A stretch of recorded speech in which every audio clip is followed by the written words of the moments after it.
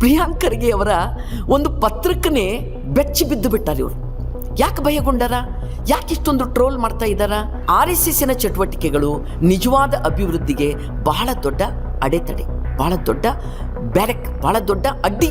ಹೆಣ್ಣು ಮಕ್ಕಳನ್ನು ಮಾತೆ ತಾಯಿ ಅಂತ ಗೌರವಿಸ್ಬೇಕು, ಲಕ್ಷ್ಮಿ ಸರಸ್ವತಿ ಗಂಗೆ ತುಂಗೆ ಹಂಗೆ ಗೌರವಿಸ್ಬೇಕು ಅಂದವರು ನೀಲಾನನ್ನು ಎಷ್ಟು ಕೆಟ್ಟದಾಗಿ ಟ್ರೋಲ್ ಮಾಡ್ಯಾರ ಅಂತ ಅನ್ನೋದನ್ನು ನೀವು ನೋಡ್ಬೋದು. RSSನ 100ರ ಸಂಭ್ರಮಾಚರಣೆ ಅನ್ನೋದೇ ಒಂದು ವಿಕಾರ, ವಿಕೃತ, ಫ್ಯಾಸಿಸ್ಟ್ ಧೋರಣೆಯೇ ಭಾರತದಾದ್ಯಂತ ಪಸರಿಸುವ ಸಲುವಾಗಿ ದ್ವೇಷ, ಅಲ್ಪಸಂಖ್ಯಾತರ ಮೇಲಿನ ದ್ವೇಷ, ಸನಾತನ ನಂಬಿಕೆಗಳನ್ನು ಇಟ್ಕೊಂಡು ಬಂದಂಥ ಇವರುಗಳು ಯಾರಿಂದ ಕಲ್ತರು? ಹಿಟ್ಲರ್ನಿಂದ ಕಲ್ತರು. ಅಲ್ಲಿಂದ ಸ್ವಸ್ತಿಕನ್ನು ತಂದರು ಉಲ್ಟಾ.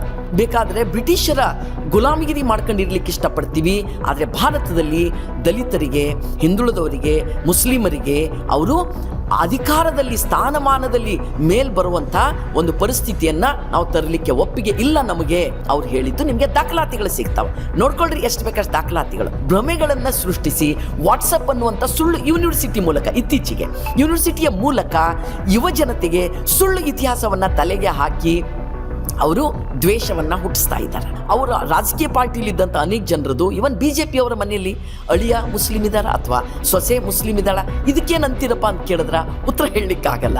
ಆದರೆ ಮುಸ್ಲಿಂ ದ್ವೇಷವನ್ನು ಅವ್ರು ಬಿತ್ತೋದ್ರಲ್ಲಿ ಮಾತ್ರ ಅದೆಲ್ಲ ಕೇಳಬೇಡ್ರಿ. ಈಗ ನಮಗೆಲ್ಲ ಟ್ರೋಲ್ ಮಾಡ್ತಾರೆ, ಏನು ಹೇಳ್ತಾರ? ನೀವು ಸಂಘಕ್ಕೆ ಬಂದು ಕೇಳ್ರಿ ಅಂತ ಅವ್ರು ಹೇಳ್ತಾರೆ. ಇವನ್ ಪ್ರಿಯಾಂಕ್ ಅವರಿಗೂ ಅನೇಕ ಜನ ಟ್ರೋಲನ್ನು ನಾನು ಓದ್ದೆ. ಈಗ ನೀವು ನಮ್ಮ ಸಂಘಕ್ಕೆ ಬಂದು ನೋಡ್ರಿ ಅಂತಾರೆ. ನಿಮ್ಮಿಂದಲೇ ಬಂದಂಥ ಒಬ್ಬ ಪ್ರಧಾನಮಂತ್ರಿಯನ್ನ BJP ಮೂಲಕ ನೀವು ಕೂರಿಸಿದ್ದೀರಿ. ಅಲ್ಲೇ ಅವ್ರ ಮೂಗಿನ ಕೆಳಗೆ ವರ್ಷಗಟ್ಟಲೆ ನಮ್ಮ ರೈತರು ಹೋರಾಟ ಮಾಡಿದ್ರು. 750 ಜನ ನಮ್ಮ ರೈತರು ಅಲ್ಲಿ ಸತ್ತೋದ್ರು. ಅದು ಕೇಂದ್ರ ಸರ್ಕಾರ ಮಾಡಿದಂಥ ಕೊಲೆಗಳು ಅಂತಲೇ ನಾವು ಇವತ್ತು ಹೇಳ್ತೀವಿ. ತನ್ನ ಮೂಗಿನ ಕೆಳಗನೆ ಇದ್ದಂಥ ಅನ್ನ ಬೆಳೆದು ಕೊಡುವ ರೈತನನ್ನು ಹೋಗಿ ಒಂದು ಮಾತಾಡಲಾರದಂಥ ಮೋದಿ ಅಜೆಂಡಾ ಜಾರಿ ಮಾಡಿದ್ಯಾರದು? ನಿಮ್ಮ RSS ಅಜೆಂಡಾ.